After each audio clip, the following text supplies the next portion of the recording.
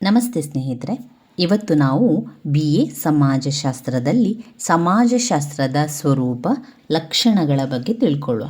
Nature of sociology. ಸಮಾಜ ವಿಜ್ಞಾನಗಳ ಸಮೂಹದಲ್ಲಿ ಸಮಾಜಶಾಸ್ತ್ರಕ್ಕೆ ತನ್ನದೇ ಆದ ಸ್ಥಾನಮಾನ ಇರುವಂಥದ್ದು. ಕೆಲವು ಗುಣಗಳಿಂದ ಅದೇನು ಮಾಡ್ತದೆ, ಸಮಾಜ ವಿಜ್ಞಾನಕ್ಕಿಂತ ಭಿನ್ನವಾಗಿ ನಮಗೆ ಕಾಣ್ತದೆ.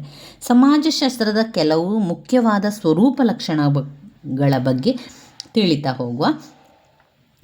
ಇದನ್ನ ಬಗ್ಗೆ ರಾಬರ್ಟ್ ಬೈರ್ಸ್ಟೆಡ್ ಅವರು ಪ್ರಸ್ತಾಪಿಸಿರುವಂಥದ್ದು ಸಮಾಜಶಾಸ್ತ್ರದ ಸ್ವರೂಪ ಲಕ್ಷಣಗಳಲ್ಲಿ ಪಾಯಿಂಟ್ಸ್ಗಳು.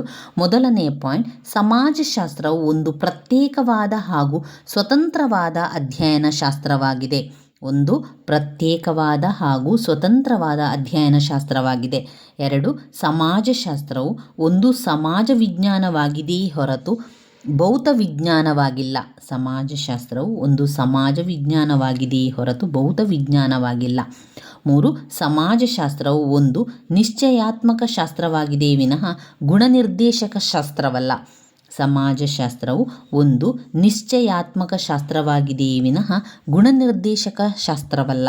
4, ಸಮಾಜಶಾಸ್ತ್ರವು ಒಂದು ಶುದ್ಧ ಶಾಸ್ತ್ರವೇ ಹೊರತು ಪ್ರಾಯೋಗಿಕ ಅಥವಾ ಅನ್ವಯಿಕ ವಿಜ್ಞಾನವಲ್ಲ.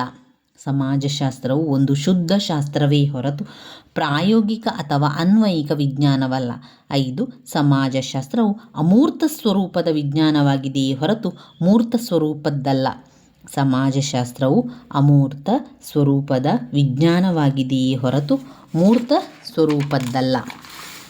ಪಾಯಿಂಟ್ ನಂಬರ್ 6, ಸಮಾಜಶಾಸ್ತ್ರವು ಸಾಮಾನ್ಯೀಕರಣ ಮಾಡುವ ವಿಜ್ಞಾನವಾಗಿದೆಯೇ ಹೊರತು ವೈಯಕ್ತಿಕೀಕರಣ ಮಾಡುವ ವಿಜ್ಞಾನವಲ್ಲ. 7ನೇ ಪಾಯಿಂಟ್, ಸಮಾಜಶಾಸ್ತ್ರವು ಒಂದು ಸಾಮಾನ್ಯ ಸಮಾಜ ವಿಜ್ಞಾನವಾಗಿದೆಯೇ ಹೊರತು ವಿಶೇಷ ವಿಜ್ಞಾನವಾಗಿಲ್ಲ. 8, ಸಮಾಜಶಾಸ್ತ್ರವು ಪ್ರಯೋಗ ಸಿದ್ಧವೆನ್ನಬಹುದಾದ ಹಾಗೂ ವಿಚಾರ ಪ್ರಧಾನವಾದ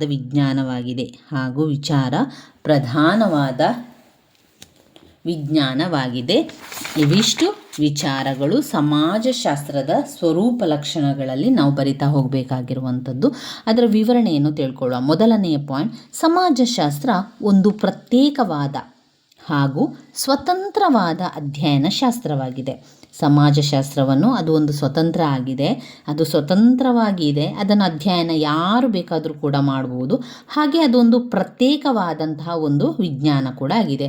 ಇಂದು ಇತಿಹಾಸ, ಸಾಮಾಜಿಕ ತತ್ವಜ್ಞಾನ, ರಾಜಕೀಯ ತತ್ವಜ್ಞಾನ ಇಂತಹ ಯಾವುದೇ ಅಧ್ಯಯನ ಶಾಸ್ತ್ರಗಳ ಶಾಖೆ ಎಂಬುದಾಗಿ ಅದು ಪರಿಗಣಿಸಿಲ್ಲ. ಅದು ಪ್ರತ್ಯೇಕವಾಗಿದೆ ಮತ್ತು ಅದು ಸ್ವತಂತ್ರವಾಗಿದೆ. ಅದರಿಂದ ಯಾರು ಬೇಕಾದರೂ ಅದನ್ನು ಅಧ್ಯಯನವನ್ನು ಮಾಡಬಹುದಾಗಿದೆ.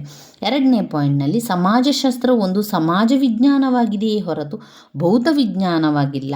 ಸಮಾಜಶಾಸ್ತ್ರ ಅದು ವಿಜ್ಞಾನ ಆಗಿದೆ, ಸಮಾಜ ವಿಜ್ಞಾನ ಆಗಿದೆ, ಆದರೆ ಭೌತ ವಿಜ್ಞಾನ ಅಲ್ಲ. ಅದು ಭೌತ ವಿಜ್ಞಾನದ ಕುಟುಂಬಕ್ಕೆ ಸೇರಿದುದಾಗಿದೆಯೇ ಹೊರತು ಸಮಾಜ ವಿಜ್ಞಾನಗಳ ಕುಟುಂಬಕ್ಕೆ ಸೇರಿದ್ದೇ ಆಗಿದೆ ಹೊರತು ಭೌತ ವಿಜ್ಞಾನದ ಕುಟುಂಬಕ್ಕೆ ಸಮಾಜಶಾಸ್ತ್ರ ಸೇರುವುದಿಲ್ಲ.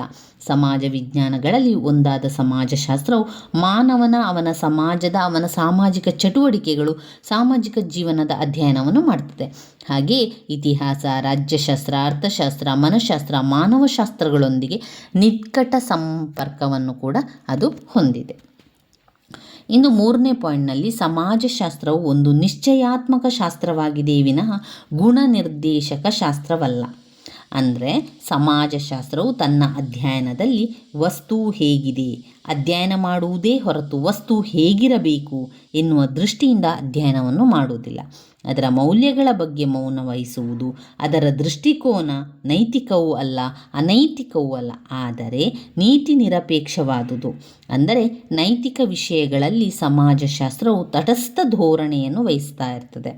4ನೇ ಪಾಯಿಂಟ್ನಲ್ಲಿ ನೋಡಿದರೆ, ಸಮಾಜಶಾಸ್ತ್ರವು ಒಂದು ಶುದ್ಧ ಶಾಸ್ತ್ರವೇ ಹೊರತು ಪ್ರಾಯೋಗಿಕ ಅಥವಾ ಅನ್ವಯಿಕ ವಿಜ್ಞಾನ ಅಲ್ಲ.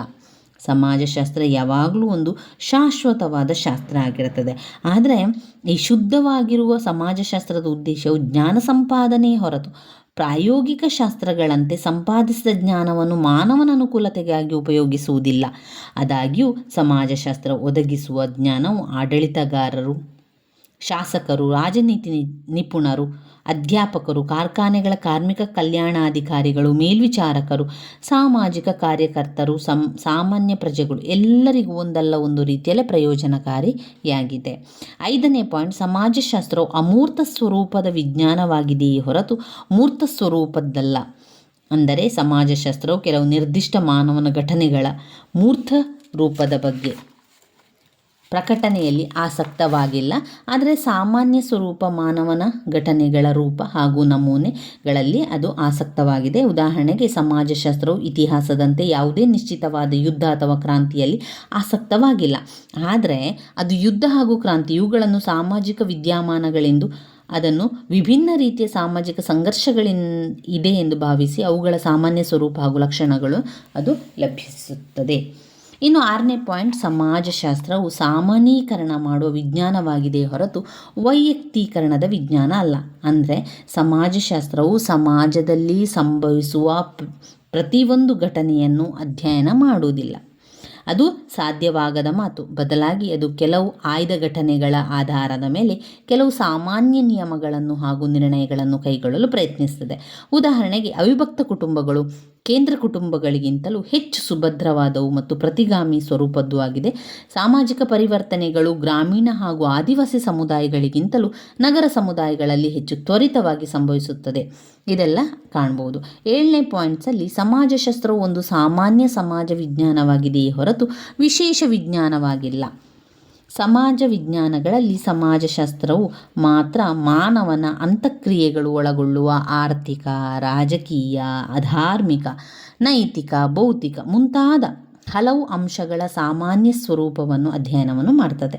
ಅದರ ಅಧ್ಯಯನದ ಹಲವು ವಿಶಾಲವಾದುದೇ ಹೊರತು ಉಳಿದ ಸಮಾಜ ವಿಜ್ಞಾನಗಳಂತೆ ಸೀಮಿತವಾದುದಲ್ಲ. ಉದಾಹರಣೆಗೆ, ಅರ್ಥಶಾಸ್ತ್ರವು ಮಾನವನ ಆರ್ಥಿಕ ಚಟುವಟಿಕೆಗಳಿಗೆ ಮಾತ್ರ ತನ್ನ ಅಧ್ಯಯನವನ್ನು ಸೀಮಿತಗೊಳಿಸಿಕೊಳ್ಳುತ್ತದೆ. ರಾಜ್ಯಶಾಸ್ತ್ರವು ಮಾನವನ ರಾಜಕೀಯ ಚಟುವಟಿಕೆಗಳ ಅಧ್ಯಯನಕ್ಕೆ ಮಾತ್ರ ತನ್ನ ಆಸಕ್ತಿಯನ್ನು ಕೇಂದ್ರೀಕರಿಸಿಕೊಳ್ಳುತ್ತದೆ. 8ನೇ ಪಾಯಿಂಟ್ನಲ್ಲಿ, ಸಮಾಜಶಾಸ್ತ್ರವು ಪ್ರಯೋಗ ಸಿದ್ಧವೆನ್ನಬಹುದು, ಅನುಭವ ವೇದ್ಯವಾದ ಹಾಗೂ ವಿಚಾರ ಪ್ರಧಾನವಾದ ವಿಜ್ಞಾನವಾಗಿದೆ. ಜ್ಞಾನ ಸಂಪಾದಿಸಲು 2 ಮಾರ್ಗಗಳಿವೆ. ಪ್ರಯೋಗವಾದ, ಇಲ್ಲಿ ಅನುಭವಕ್ಕೆ ಅಥವಾ ಪ್ರಯೋಗಕ್ಕೆ ಪ್ರಾಧಾನ್ಯತೆ ಇದೆ. ಅವಲೋಕನ ಮತ್ತು ಪ್ರಯೋಗಗಳು ಅನುಭವವನ್ನು ದೃಢೀಕರಿಸಲು ಇರುವ ಸಾಧನ. 2ನೇದು ವಿಚಾರವಾದ ಅಥವಾ ವೈಚಾರಿಕವಾದ. ಇಲ್ಲಿ ಚಿಂತನೆಗೆ, ವಿವೇಚನೆಗೆ ಅವಕಾಶವಿದೆ, ಪ್ರಾಧಾನ್ಯತೆ ಇದೆ. ಇಲ್ಲಿ ತರ್ಕಬದ್ಧವಾದ ತೀರ್ಪುಗಳಿಗೆ ಅಥವಾ ನಿರ್ಣಯಗಳಿಗೆ ಆದ್ಯತೆ ಇದೆ. ಪ್ರಯೋಗಗಳಿಂದ ವಿಜ್ಞಾನಿಯು ಸತ್ಯಸಂಗತಿಗಳನ್ನು, ಮಾಹಿತಿಗಳನ್ನು ಸಂಗ್ರಹಿಸುತ್ತಾರೆ ಹಾಗೂ ತಾರ್ಕಿಕವಾಗಿ ಅವುಗಳನ್ನು ಕ್ರಮಬದ್ಧಗೊಳಿಸುತ್ತಾರೆ.